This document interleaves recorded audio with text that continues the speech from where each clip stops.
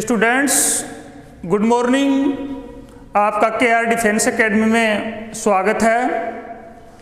और दोस्तों, आज अपन एक नया टॉपिक चालू कर रहे हैं और ये टॉपिक है टेंस का।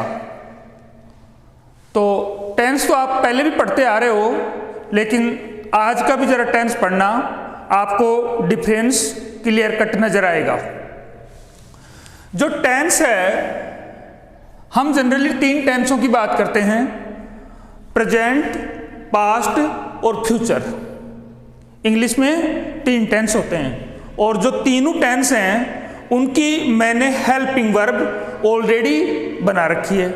सबसे पहले बात तो ये कि कोई भी टेंस हो, प्रेजेंट हो, पास्ट हो, फ्यूचर हो, ये जो तीनों के तीनों टेंस हैं ये 3-4 भागों में बटे रहते हैं। जैसे present indefinite, present continuous, present perfect, present perfect continuous. इसी तरीके से past indefinite, past continuous, past perfect और पास्ट परफेक्ट कंटिन्यूस, और इसी तरीके से फ्यूचर। तो ये सारी की सारी हेल्पिंग वर्ब हैं। तो सबसे पहले स्टूडेंट्स, सबसे पहले दोस्तों, इस बात के ऊपर अच्छे से समझना है, ये बात अच्छे से समझनी है कि हेल्पिंग वर्ब और मेन वर्ब क्या होती है। तो थोड़ा सा मैं आपको बताना चाहता हूं। जैसे मैं एक सेंटेंस लिख रहा हूं, I am teaching you, I am teaching you, ये एक सेंटेंस है। अब इसके अंदर जो आई है ये तो है सब्जेक्ट, जो एम है ये है हेल्पिंग वर्ब, और टीचिंग है ये है मेन वर्ब, और इसके अंदर जो यू है ये है ऑब्जेक्ट। अब हमारे सामने सबसे मोटी प्रॉब्लम ये है कि हम इसको, जैसे मैं मेन वर्ब क्यों नहीं लिखा, मैंने यहाँ पर हेल्पिंग वर्ब भी क्यों लिखा, और क्या मैं इसको हेल्पिंग वर्ब लिख सकता हूँ? तो ऐसा मैं नहीं कर सकता। तो सबसे पहले तो आप ये समझ लो कि अगर सेंटेंस के अंदर 2 वर्ब हैं, वर्ब नंबर 1 और वर्ब नंबर 2, तो जो पहले नंबर पर आती है वो हमेशा हेल्पिंग वर्ब ही होती है, और हेल्पिंग वर्ब बड़ी भी हो सकती है। पहले नंबर का मतलब कि जो सब्जेक्ट के तुरंत बाद में आती है। जैसे मैं आपको बताऊं, आई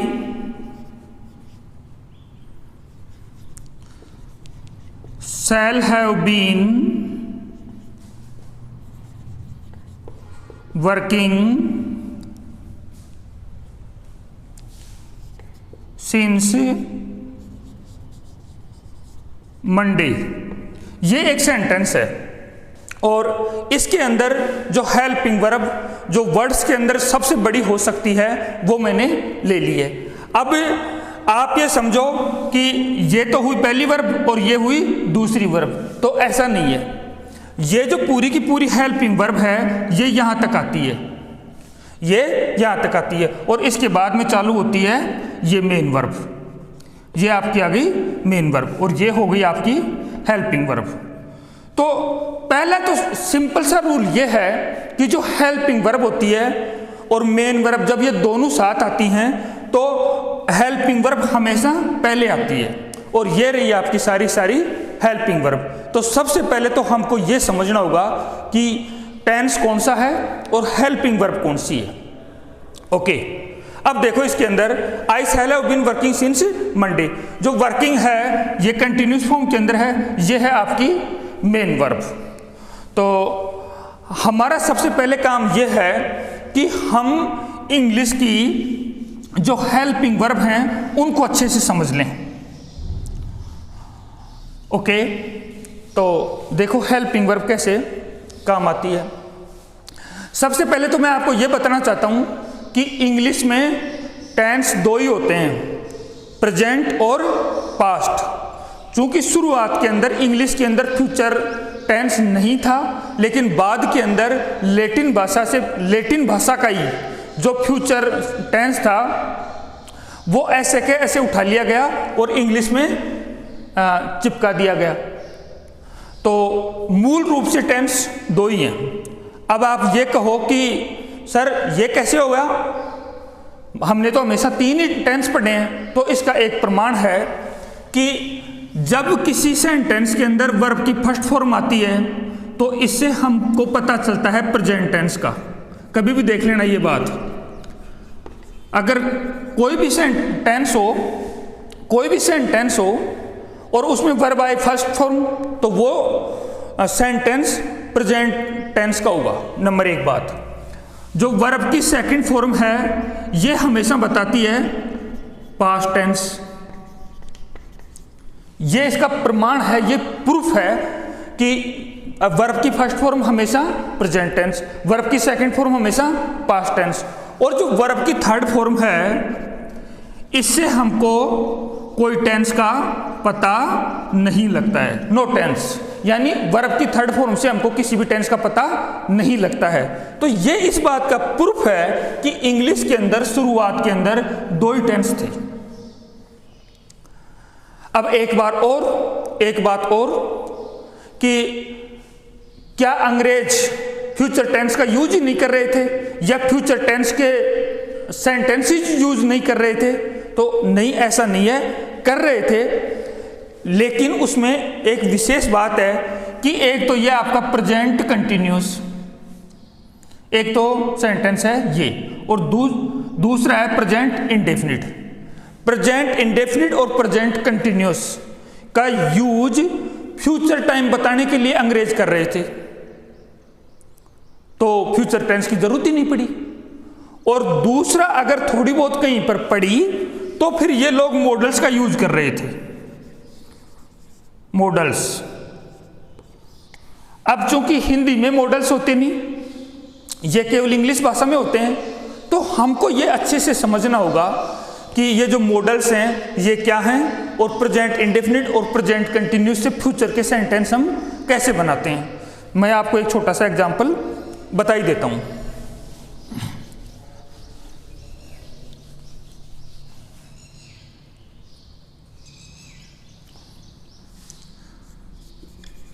The train leaves at 4 o'clock daily। 4 o'clock daily, ये एक सेंटेंस है जो सिंपल प्रेजेंट का है। दूसरा है जैसे I am going to Delhi tomorrow. I am going to Delhi tomorrow, ये दो सेंटेंस हैं। अब क्या आप इन टेंसों को देख करके कह सकते हो कि इसके अंदर प्रेजेंट का टाइम है? जैसे मान लो ये सुबह का टाइम है और इस टाइम के अंदर ठीक 11:05 हुई है, और मैं क्या कह रहा हूं, the train leaves eight 4 o'clock daily, कि जो ट्रेन है वो 4 बजे डेली छूटती है, 4 बजे डेली छूटती है, और अभी टाइम कितना हुआ है? 11 बजे का। तो 4 तो चूंकि फ्यूचर का टाइम है, 4 तो अभी नहीं बजे हैं, लेकिन ऐसा इंग्लिश के अंदर बोला जाता है। दूसरा सेंटेंस देखो, I am going to Delhi tomorrow, यानी कल मैं दिल्ली जा रहा हूं, कल मैं दिल्ली जा रहा हूं। अब इसके अंदर जो टाइम है वो है फ्यूचर का, लेकिन टेंस है प्रेजेंट कंटिन्यूस का। तो दोस्तों ये दो टेंस ऐसे हैं, प्रेजेंट इंडेफिनिट और प्रेजेंट कंटिन्यूस, जिससे हम फ्यूचर का टाइम भी दिखा सकते हैं। ऐसा नहीं है कि हम फ्यूचर टेंस से फ्यूचर का ही टाइम दिखा सकते हैं। आपको ये बात थोड़ी सी हल्की सी और समझनी होगी कि टाइम और टेंस के अंदर फर्क है, टाइम और टेंस के अंदर फर्क है। जैसे हमारे पास में गाड़ी नहीं है और हम जा रहे हैं रास्ते रास्ते, और हमको पता नहीं कि टाइम क्या हुआ है, हमको पता नहीं टाइम क्या हुआ है। हमने किसी से पूछा कि बता टाइम क्या हुआ है तेरी गाड़ी में, तो वो टाइम बता देता है। क्या ऐसा भी है कि हम उससे ये पूछे कि बता तेरी गाड़ी में टेंस क्या हुआ है? तो टेंस हम कभी भी नहीं पूछते हैं। और क्यों नहीं पूछते? उसका रीजन है कि टेंस एक ग्रामेटिकल टर्म है। टेंस एक ग्रामेटिकल टर्म है जो 3 भागों में बटा रहता है, प्रेजेंट, पास्ट और फ्यूचर। ये तो हुई टेंस की बात। अब रही बात टाइम की, तो टाइम है वो भी 3 भागों में बटा रहता है, उसमें कोई प्रॉब्लम नहीं है कि टाइम पास्ट का होता है, टाइम प्रेजेंट का होता है और टाइम फ्यूचर का होता है। लेकिन इसके साथ में प्रॉब्लम यह है कि अगर आप ये समझते हो कि प्रेजेंट टेंस प्रेजेंट के बारे में ही बताएगा, तो ऐसा नहीं है, ये बात गलत है। और यहां पर 2 एग्जाम्पल सीधे सीधे लिखे हुए हैं। ये जो टेंस है ये है प्रेजेंट इंडेफिनिट और प्रेजेंट कंटिन्यूस, लेकिन इसके अंदर जो टाइम है वो है फ्यूचर का। अब मैं आपको एक बहुत ही जोरदार बात और बताता हूं, एक तीसरा सेंटेंस और देखो, और ये है do you want to talk to me. एक तो सेंटेंस है ये, और दूसरा सेंटेंस है हमने प्रयोग किया डिड का, did you want to talk to me. अब देखो इसके अंदर, इन दोनों के अंदर क्या फर्क है। हमने डू लगा दिया, और जो डू है वो हेल्पिंग वर्ब है किसकी, डू और डज इंडेफिनिट की। तो हम ये कह सकते हैं कि ये सेंटेंस प्रेजेंट टेंस का है जो कि इंटरोगेटिव फॉर्म में है, यानी प्रश्नात्मक क्वेश्चन है ये। Do you want to talk to me, क्या आप मेरे से बात करना चाहते हो। अब दूसरा सेंटेंस देखो, did you want to talk to me. अब आप ये समझ रहे होगे कि यहां पर मैंने यूज कर दिया डिड का, और आप ये समझ रहे हो कि ये टाइम पास्ट का है, क्या आप मेरे से बातचीत करना चाहते थे। आप 100% ये सोच रहे हो इस समय, क्योंकि ये तो हुआ प्रेजेंट और ये हुआ पास्ट। लेकिन दोस्तों ऐसी बात नहीं है, ये प्रेजेंट के लिए ही यूज होता है। सॉरी, ये प्रेजेंट के लिए ही यूज होता है। जब हम किसी से ये कहते हैं do you want to talk to me, तो इसमें थोड़ी सी अकड़ है, इसमें नम्रता से हमने नहीं पूछा है, क्योंकि डू लगाते हैं तो उसमें ऑनेस्टी और आप ये कहो कि उसमें नम्रता का भाव नहीं होता है। लेकिन जब हम डिड का प्रयोग करते हैं, did you want to talk to me, did you want to talk to me, तो इससे नम्रता का भाव आता है। सेंटेंस पास्ट इंडेफिनिट में लिखा हुआ है, लेकिन बात कर रहे हैं प्रेजेंट की, इससे पास्ट का दूर दूर तक कोई लेना देना नहीं है। इसमें टाइम है वो प्रेजेंट का है, और टेंस है ये पास्ट है। तो ये फ्यूचर में भी होता है ऐसा। फ्यूचर टेंस से भी हम भूतकाल बता सकते हैं। अगर आप जानना चाहते हो तो मैं आपको बताता ही हूं। Number 4,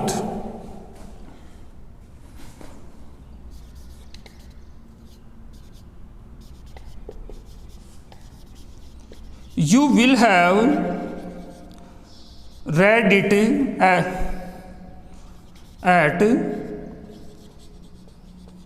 school time। ये एक और सेंटेंस है।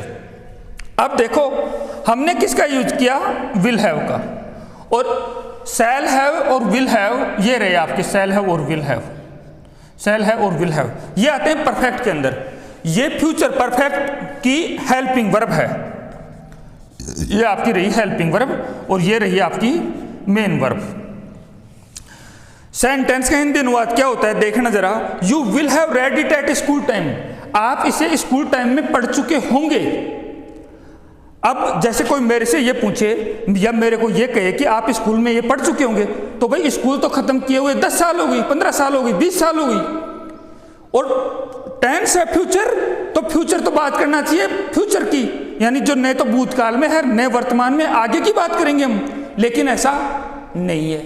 तो ये क्रक्स समझो सबसे पहले तो माय फ्रेंड्स, ये स्टैंडर्ड काम चल रहा है आज आपके लिए, और आपको ये समझना है कि टेंस ग्रामेटिकली 3 होते हैं, लेकिन टाइम भी 3 होते हैं, लेकिन ऐसा नहीं है कि प्रेजेंट टेंस प्रेजेंट की ही बात करेगा, या पास्ट टेंस पास्ट की ही बात करेगा, या फ्यूचर टेंस फ्यूचर की ही बात करेगा। ये मैं आज आपको समझाना चाहता हूं, और इन 3 एग्जाम्पल से मैंने ये समझाई पूरी तरीके से ये बात कि सेंटेंस है प्रेजेंट टेंस, सेंटेंस है प्रेजेंट कंटिन्यूस, लेकिन इनसे बोध हो रहा है फ्यूचर टाइम का। तो मैं ये समझता हूं कि ये कॉन्सेप्ट आपके समझ में आ गया होगा अच्छे से। अब चलो आगे चलते हैं। अभी मैंने ये बताया कि इंग्लिश में टेंस 2 ही हैं मूल रूप से। अगर ग्रामर की बुक में देखो तो 3 मिलेंगे, लेकिन अगर बहुत स्टैंडर्ड की बुक के अंदर अगर आपने देखा तो टेंस 2 ही बताते हैं इंग्लिश के अंदर। और इसका प्रूफ है कि वर्ब की फर्स्ट फॉर्म से प्रेजेंट टेंस का पता चलता है, और वर्ब की सेकंड फॉर्म से पास्ट टेंस का पता चलता है, और वर्ब की थर्ड फॉर्म से किसी भी टेंस का पता नहीं चलता है। तो ये इस बात का प्रूफ है कि शुरुआत में वास्तव में इंग्लिश के अंदर फ्यूचर टेंस नहीं था। Okay done. अब ये हमारी रही वर्ब का चार्ट, जो हेल्पिंग वर्ब हैं वो, और मैंने आपको बताया कि मेन वर्ब और हेल्पिंग वर्ब होती है। तो हेल्पिंग वर्ब पहले आती है और मेन वर्ब बाद में आती है। ओके, अब देखो दूसरी बात, साथ ही मैं आपको एक चीज और बता देता हूं कि अगर सेंटेंस के अंदर एक ही वर्ब है तो वो हमेशा मेन वर्ब होती है, वो हेल्पिंग वर्ब कभी भी नहीं होती। जैसे मैं आपको एग्जांपल से बता ही देता हूं, जैसे I go to Jaipur full stop, मैं जयपुर जाता हूं। अब इसके अंदर जो वर्ब है वो एक ही है, तो ये हो गई मेन वर्ब। दूसरा देखो, शी इज ए डॉक्टर, वो एक डॉक्टर है। अब ये जो इज है ये आपका रहा इज, और ये आपका रहा इज। ये सारी की सारी हेल्पिंग वर्ब हैं, लेकिन इनके ये मेन वर्ब भी हो जाती हैं। और उसमें रूल ये है कि अगर इंग्लिश सेंटेंस के अंदर एक ही वर्ब है तो वो हमेशा मेन वर्ब होती है। ये बात आपको दोस्तों समझनी है कि अगर सेंटेंस में एक ही मेन वर्ब है तो एक ही वर्ब है तो वो हमेशा मेन वर्ब होती है। डन। चलो अब आगे चलते हैं। अब स्टूडेंट्स के सामने क्या प्रॉब्लम आती है वो मैं आपकी प्रॉब्लम में जानता हूं। ये क्या प्रॉब्लम है, बहुत सारे स्टूडेंट ऐसे हैं जिनको ये वर्ब याद करने में बड़ी दिक्कत होती है कि प्रेजेंट इंडेफिनिट की हेल्पिंग वर्ब कौन सी है, याद कर लेते हैं। प्रेजेंट कंटिन्यूस की पूछो तो ऊपर देखने लगते हैं। तो मैं आज आपको इसका बहुत ही शॉर्ट रूप बता रहा हूं। ये जो दोनों वर्ब हैं प्रेजेंट और पास्ट की, ये 3 वर्बों के अंदर समाहित हैं। तो वो 3 वर्ब कौन कौन सी हैं वो देख लो। सबसे पहले हम चलेंगे डू और डज के अंदर। तो ये रहा आपका डू। अच्छा, अब इसकी फर्स्ट फॉर्म क्या है दोस्तों, ये है डू और डज। इसकी सेकंड फॉर्म क्या है, ये है आपकी डिड, और इसकी थर्ड फॉर्म क्या है, वो है आपकी डन। अब देखो, ये तो हुई वर्ब की फर्स्ट फॉर्म, ये हुई वर्ब की सेकंड फॉर्म, और थर्ड फॉर्म है ये काम में आती नहीं एज ए हेल्पिंग वर्ब, तो इसको हमने थोड़ी सी देर के लिए छोड़ दिया। अब इंग्लिश की सबसे इंपॉर्टेंट वर्ब जिसको बी वर्ब कहते हैं, ये समझो। अब आप इसकी फर्स्ट फॉर्म क्या है, इज, एम और आर। इसकी सेकंड फॉर्म क्या है, वाज और वर। और इसकी थर्ड फॉर्म क्या है, यह है आपकी बीन।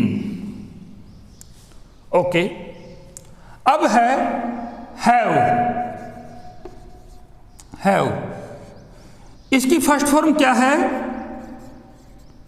हैज और हैव। इसकी सेकंड फॉर्म क्या है, वो है आपकी हैड। और इसकी थर्ड फॉर्म क्या है, वो भी आपकी है हैड। तो ये तो रहा वी फर्स्ट, ये रहा वी सेकंड और ये रहा वी थर्ड। और इसी तरीके से इसके नीचे भी हम लिख लेते हैं वी फर्स्ट, वी टू और वी थ्री। अब इसमें एक चीज़ और है दोस्तों कि इनकी फोर्थ फॉर्म भी हो जाती है सबकी, अगर आप करना चाहो तो। जैसे इसकी फोर्थ फॉर्म है बीइंग, इसकी फोर्थ फॉर्म कौन सा है? बीइंग। और इसकी भी अगर आप करना चाहो तो कर लो, जैसे डूइंग। और इसकी भी अगर आप करना चाहो तो कर लो, कोई प्रॉब्लम नहीं है, हैविंग। ये इनकी एक एक फॉर्म और हैं। वैसे एक इसके बाद में और हो सकती है टू हैव, जैसे टू हैव, टू डू और टू बी। लेकिन टू बी तो फिर भी काम में आता रहता है और टू डू से हम इन्फिनिटिव बनाते हैं। लेकिन अभी हम शुरुआती लेवल पर हैं तो अभी हम हार्ड चीज़ों की तरफ जाना नहीं चाहते, हम यही काम देखना चाहते हैं, उसके बाद में फिर हम हार्ड की तरफ जाएंगे। अब दोस्तों ये तीन वर्ब हुई, एक है आपकी डू, एक है आपकी बी और एक है आपकी हैव। अगर ये तीन वर्ब और इनके तीन तीन चार चार ये रूप अगर आप याद कर लेते हो तो आपका प्रेजेंट और पास्ट की हेल्पिंग वर्ब कंप्लीट समझो। क्यों कंप्लीट समझो? देखो, प्रेजेंट इंडेफिनिट, इसकी हेल्पिंग वर्ब क्या क्या है? डू और डज। ये रहा आपका डू और डज। इसकी सेकंड फॉर्म क्या है? डिड। ये रही आपकी डिड। फिर देखो कंटिन्यूअस, कंटिन्यूअस में बी वर्ब काम में आती है। Is am are, is am are, was were, was were. फिर आ जाओ हैव के अंदर। हैव की फर्स्ट फॉर्म में हैज और हैव, ये रहा आपका हैज और हैव।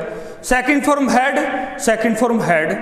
अब इसका आ जाओ परफेक्ट कंटिन्यूअस में, हैज बीन, बीन यहां से उठा लो ये, और हैव बीन, और यहां से उठा लिया हैड और इसके लगा दिया been, has been, have been और हैड बीन। ये आपका हुआ काम complete.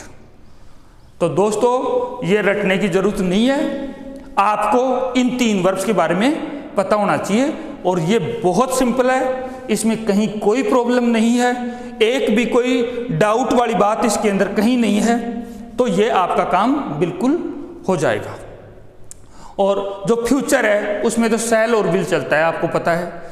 Shell will, shall be will be, shall have will have, shall have been will have been. तो आपको सबसे पहले ये पता होना चाहिए कि कौन से टेंस में कौन सी हेल्पिंग वर्ब है। और मैं समझता हूं कि अब आप इसको बहुत ही अच्छे तरीके से समझ गए होंगे। इस चीज को आप तब तक देखते रहना जब तक कि ये आपके पूरी तरीके से समझ में नहीं आ जाती है। तो ये जो चार्ट है, ये शुरुआती चार्ट है, प्राइमरी चीज है, और मैं समझता हूं कि ये अब आपको बहुत अच्छे से आ गई होगी। अब आगे चलते हैं।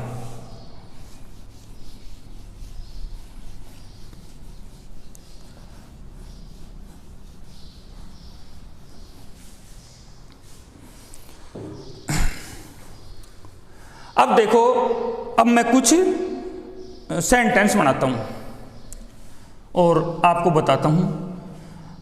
एक सेंटेंस होता है, सेंटेंस में क्या होता है कि ग्रुप ऑफ वर्ड्स होता है,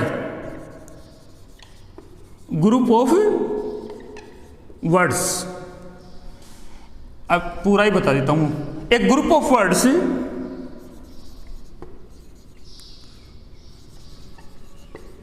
which makes complete sense। ये एक डेफिनेशन है सेंटेंस की। जैसे हम सेंटेंस किसको कहेंगे? तो सेंटेंस हम उसको कहेंगे कि एक ग्रुप ऑफ वर्ड्स हो और उसका एक प्रॉपर सेंस निकले। ये सेंटेंस की परिभाषा है। जैसे I am teaching you now, ये एक सेंटेंस है। I am teaching you now, अब मैं आपको पढ़ा रहा हूं। तो ये एक ग्रुप ऑफ वर्ड्स है, 1 2 3 4 और 5, इसमें 5 वर्ड है, ग्रुप है, और इसका एक सेंस भी निकल रहा है। तो ये एक सेंटेंस हुआ। और ऐसा भी हो सकता है कि ग्रुप ऑफ वर्ड्स हों लेकिन उनका सेंस कंप्लीट नहीं निकल रहा हो, तो फिर वो सेंटेंस में इंक्लूड नहीं होता है। देखो जरा, आई टीचिंग नाउ एम और यू। ऊपर के वर्ड हैं 5, नीचे के वर्ड हैं 5, 1 2 3 4 5, 1 2 3 4 5, दोनों में 5-5 वर्ड हैं, यानी ग्रुप ऑफ वर्ड्स नीचे भी है और ग्रुप ऑफ वर्ड्स ऊपर भी है और सेम वर्ड है। केवल इतना सा किया है मैंने कि इनकी जगह चेंज कर दी, और जगह चेंज करते ही और इसका कोई सेंस नहीं निकल रहा है, तो ये सेंटेंस आपका हो गया गलत। क्यों? क्योंकि ग्रुप ऑफ वर्ड्स हो और वो कंप्लीट सेंस देता हो, तभी हम उसको सेंटेंस कहेंगे। अब इसके थोड़ा सा आगे आजकल मॉडर्न ग्रामर में और चीजें आ गई हैं, और वो चीज अगर आप समझ गए तो आपका इंग्लिश में बहुत बड़ा कल्याण होगा। मैंने शुरुआती वीडियोज के अंदर ये बात बताई थी कि पार्ट्स ऑफ स्पीच एक इंग्लिश का बहुत ही इंपॉर्टेंट पार्ट है। अगर पार्ट्स ऑफ इंग्लिश समझ में आ गई और टेंस समझ में आ गए तो इंग्लिश में बिल्कुल दिक्कत नहीं आएगी आपको। और आज मैं आपको थोड़ा सा एडवांस ले चलता हूं। अब आप देखना जरा, एक नई कॉन्सेप्ट आई कि सेंटेंस उसको कहते हैं जिसके अंदर सब्जेक्ट हो, यानी एस हो, वी हो, और ये है ऑप्शनल ओ प्लस ए प्लस सी।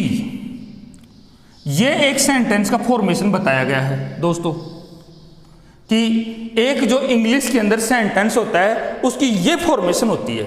अब इसके अंदर दो चीजें तो होती हैं कंपल्सरी, सब्जेक्ट और वर्ब, और ये है optional.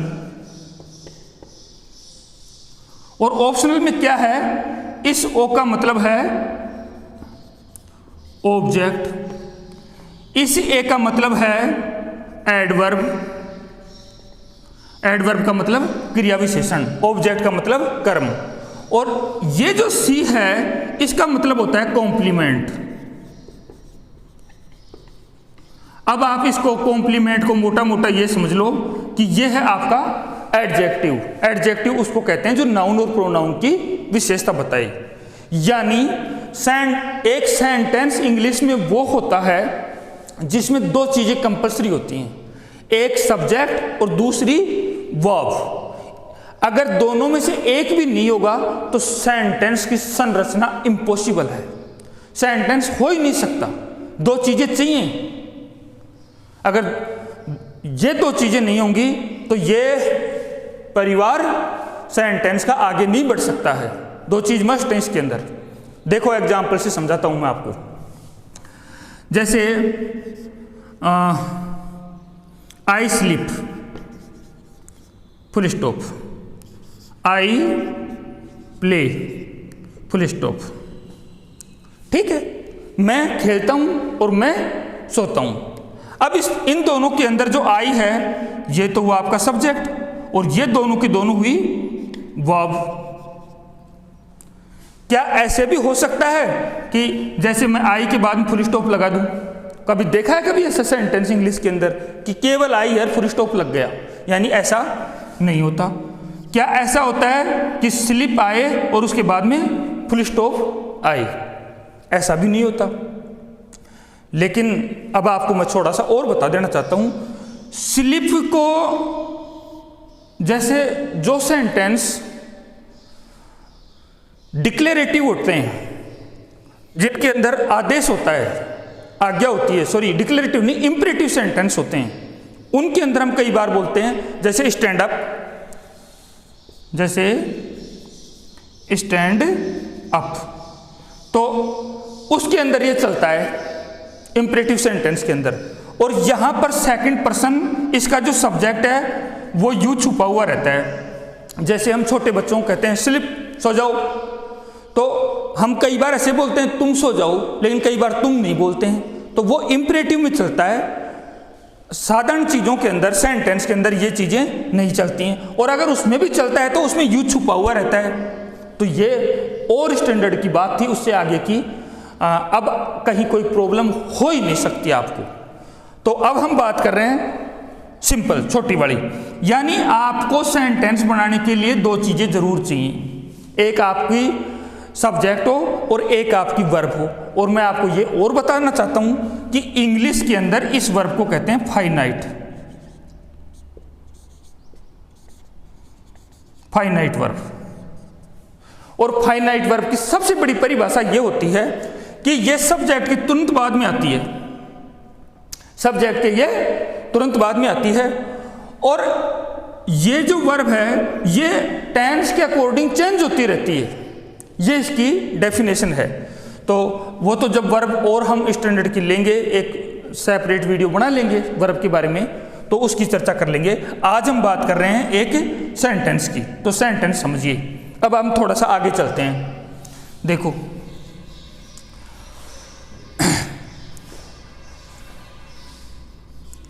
I am teaching you, ये एक सेंटेंस है दूसरा। अब देखो इसके अंदर ये हुआ आपका सब्जेक्ट, ये हुई आपकी हेल्पिंग वर्ब, ये हुई आपकी मेन वर्ब, और ये हुआ आपका ऑब्जेक्ट, ये हुआ आपका ऑब्जेक्ट। अब इसमें दो चीज देखो आप, कि आपको ये अच्छे से पता लग गया कि एक सेंटेंस में दो चीज तो मिनिमम होती हैं और बाकी ऑप्शनल होते हैं, बाकी ऑप्शन होते हैं, हम लगा भी सकते हैं और नहीं भी लगा सकते। अगर हमको जरूरत है तो हम ऑब्जेक्ट काम में लेंगे, अगर हमको जरूरत है तो कॉम्प्लीमेंट यानी एडजेक्टिव काम में लेंगे, और अगर हमको जरूरत है एडवर्ब की, क्रिया विशेषण की, तो हम क्रिया विशेषण लगाएंगे, और नहीं जरूरत है तो नहीं लगाएंगे। यह है इसमें विशेष बात। अब देखो और देखो, ऑब्जेक्ट भी दो होते हैं, एक होता है डायरेक्ट ऑब्जेक्ट जिसको डायरेक्ट ऑब्जेक्ट, और दूसरे को बोलते हैं इनडायरेक्ट ऑब्जेक्ट। दुनिया इनको डायरेक्ट बोलती है, ये डायरेक्ट नहीं होता, ये डायरेक्ट होता है, डायरेक्ट। डायरेक्ट ऑब्जेक्ट और इनडायरेक्ट ऑब्जेक्ट। ओके, चलो वो भी बता देता हूं। आई एम टीचिंग इंग्लिश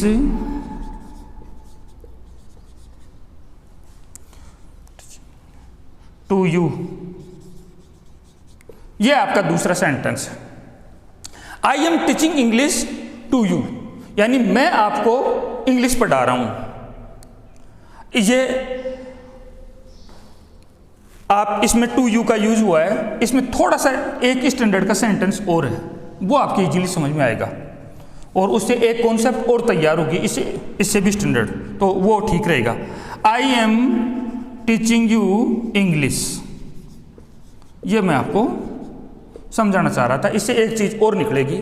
अब देखो दोस्तों, ये तो हुआ आपका सब्जेक्ट, ये हुई आपकी हेल्पिंग वर्ब और मेन वर्ब।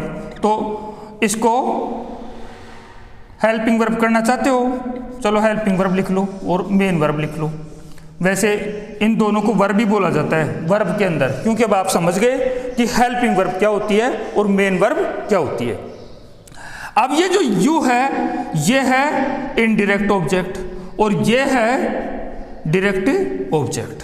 अब दो चीज और आ गई, पहले तो केवल ऑब्जेक्ट था, अब दो ऑब्जेक्ट आ गए कि इनडायरेक्ट ऑब्जेक्ट और डायरेक्ट ऑब्जेक्ट। तो दोस्तों एक तो इस बात का ध्यान रखना कि अगर दो ऑब्जेक्ट एक साथ आते हैं तो इनडायरेक्ट ऑब्जेक्ट आता है पहले और डायरेक्ट ऑब्जेक्ट आता है उसके बाद। और इनकी भी परिभाषा देख लो आप थोड़ी सी, कि ये जो यू है ये जनरली बीइंग होता है, बीइंग का मतलब सजीव, और ये आपका होता है नॉन बीइंग, ये होता है नॉन बीइंग। हालांकि इसमें भी एडवांस लेवल पर कई चीजें हैं, लेकिन जहां तक हमारा काम चलता है एयरफोर्स और नेवी के अंदर, आप इतनी सी बात जान लो कि ये होता है बीइंग और ये होता है नॉन बीइंग। और बीइंग का मतलब क्या है यहां पर, सजीव, और नॉन बीइंग का अर्थ क्या होता है, यह है आपका निर्जीव। अब देख लो, I am teaching you, you सजीव है, इंग्लिश एक सब्जेक्ट का नाम है तो निर्जीव हुआ। तो आज हमने अभी अभी ये सीखा कि ऑब्जेक्ट ऑप्शनल होता है। ऑप्शनल का मतलब होता है आ भी सकता है और नहीं भी आ सकता है। और ऑब्जेक्ट दो होते हैं और दोनों ऑब्जेक्ट अगर एक साथ आए तो इनडायरेक्ट पहले आएगा, डायरेक्ट बाद में आएगा। इनको पहचानने का तरीका क्या है? एक सजीव होता है और दूसरा निर्जीव होता है। ये बात है दोस्तों। इस लेसन, ये बहुत इंपॉर्टेंट लेसन है आज का। आपसे इतनी सी गुजारिश है कि आप इसको बार बार देखना, और अगर आप इस चीज़ को समझ गए, मुझे नहीं लगता कि आपको सेंटेंस के लेवल पर कोई प्रॉब्लम आएगी। अब देखो इसके अंदर एडवर्ब हो रहा है। अब मैं कह सकता हूं जैसे I am teaching you in the room, in the room. ठीक है, अब इसका विभाजन करो सेंटेंस का। एक है सब्जेक्ट, दूसरी है हेल्पिंग वर्ब, तीसरी है मेन वर्ब। और इन दोनों को आप वर्ब भी बोल दिया करो, क्योंकि अब आप समझ गए कि हेल्पिंग वर्ब और मेन वर्ब क्या होती है। ये आपका आ गया इनडायरेक्ट ऑब्जेक्ट। ठीक है, I am teaching you in the room, और ये इन द रूम है, ये है आपकी एडवर्ब। एडवर्ब का मतलब क्रिया विशेषण। तो अब जगह आ गई, क्या आ गई? जगह आ गई। तो ऐसा भी हो सकता है कि एक ऑब्जेक्ट के बाद में एडवर्ब मिले, डायरेक्ट ही एडवर्ब मिले, ऑब्जेक्ट दोनों हो ही नहीं, सब कुछ संभव है इसके अंदर। इसमें बेसिकली तीन चीजें आती हैं एडवर्ब के अंदर। इसको मैं बोलता हूं, आपको मैं बताऊं, जैसे प्रेजेंटली,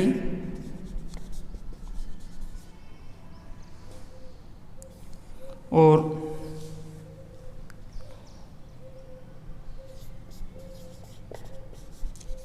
ये लो, ये तो है आपका प्लेस। रूम, रूम तो कोई जगह होती है।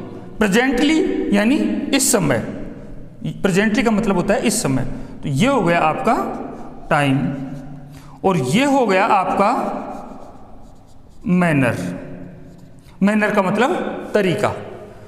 I am teaching you in the room, I am teaching you presently, अभी मैं आपको पढ़ा रहा हूं। I am teaching you clearly, यानी मैं स्पष्ट आपको पढ़ा रहा हूं। तो दोस्तों एडवर्ब तो 7-8 तरह की होती हैं, लेकिन आप 3 तरह की समझ लोगे तो आपका काम हो जाएगा। और 3 तरह की कौन कौन सी हैं? Time, place, manner. इनको बोलते हैं एमपीटी। एमपीटी, मैनर, प्लेस और टाइम। मैनर, प्लेस और टाइम। और अगर तीनों ये एक साथ आ जाएं, एम का मतलब मैनर, पी का मतलब प्लेस, टी का मतलब टाइम, एमपीटी, अगर ये तीनों एक साथ आ जाएं तो उसमें नंबर 1, 2 और 3 ये ऐसे इस तरीके से आगे पीछे आती हैं। तो एक एमपीटी को ध्यान रखना, यानी एडवर्ब ऑप्शनल है। डन।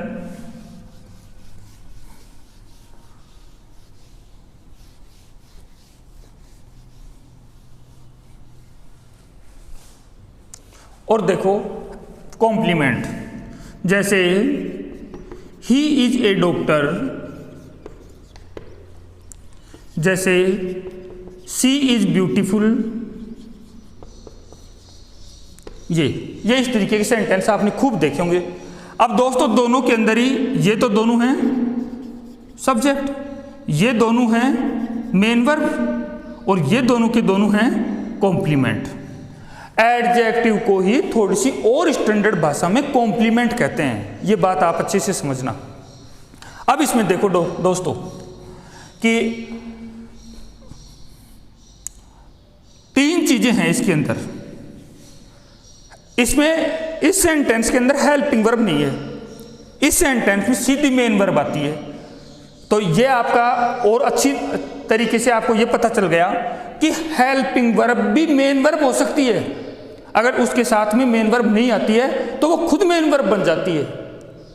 ये है इसके अंदर बात। तो इस तरीके के सेंटेंस भी आपने देखे होंगे। तो ये मोटा मोटे तौर पर ये हुआ कि सेंटेंस में 2 चीजें तो कंपलसरी होंगी और ये 3 चीजें हैं ऑप्शनल, ऑब्जेक्ट, एडवर्ब और कॉम्प्लीमेंट। और ये तो बात बताने की नहीं, समझते ही हो कि सब्जेक्ट सबसे पहले आता है सेंटेंस के अंदर और सेकंड नंबर पर हमेशा वर्ब आती है। डन। चलो अब और आगे चलते हैं। ये चीजें आपके टेंस में काम आएंगी, इस वजह से ये बता रहा हूं मैं आपको।